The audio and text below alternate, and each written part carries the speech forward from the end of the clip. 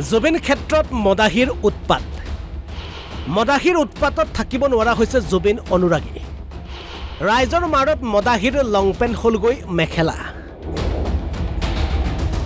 শতিকাৰ অন্যতম শ্ৰেষ্ঠ অসমীয়া এয়া জুবিন গাৰ্গৰ সমাধি ক্ষেত্ৰ পাছে জুবিনৰ সমাধি ক্ষেত্ৰ আজিৰ সময়ত পৰিণত হৈছে এক তীৰ্থস্থানলৈ কিন্তু এই তীৰ্থস্থানত এতিয়া একাংশ মদাহীৰ উৎপাত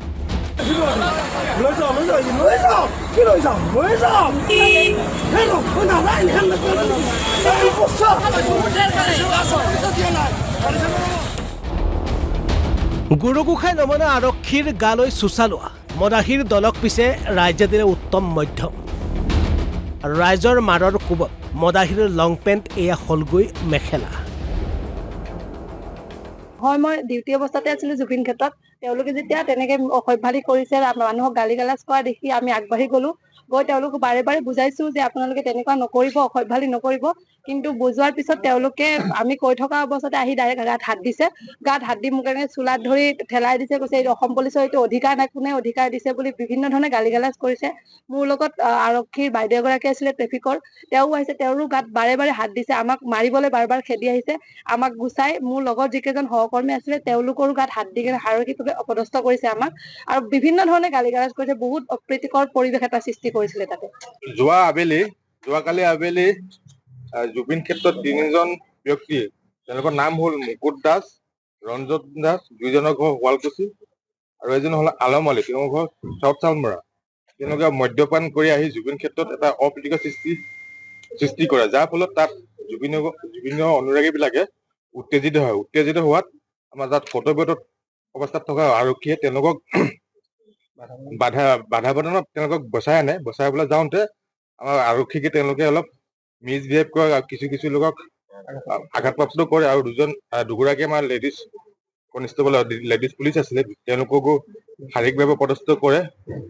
আৰু দুজন কনিষ্টেবলক এজনকৈ হাতত কামুৰিও দিছে তেওঁলোকে আৰু তেওঁলোকক আমি আইনী থানালৈ লৈ অহা হয় এতিয়া তেওঁলোকৰ ওপৰত আইনী ব্যৱস্থা লোৱা হ'ব নিজাববীয়াকে কিবা গোচৰ ৰুজু কৰা হৈছিল হয় থানাৰ ফালৰ পৰা তেওঁলোকে আমাৰ যিগৰাকী আমাৰ মহিলা কনিষ্টেবল অপদস্থ কৰিছিলে তেওঁলোকে এখন এজাহাৰ দিয়ে আৰু সেই এজাহাৰ ভিত্তিত এটা কেছ ৰুজু কৰা হৈছে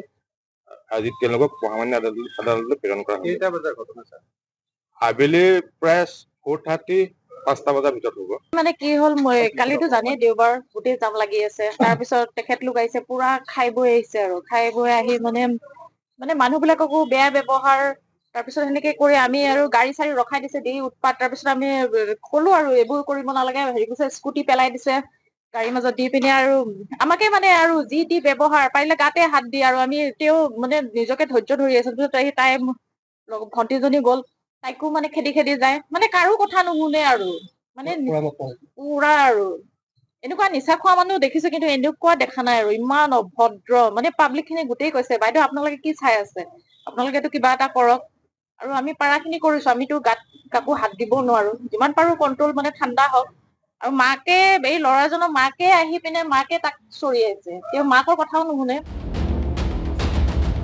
সোণাপুৰৰ পৰা নাৰায়ণ কোৰৰ ৰিপৰ্ট অসম লাইভ 24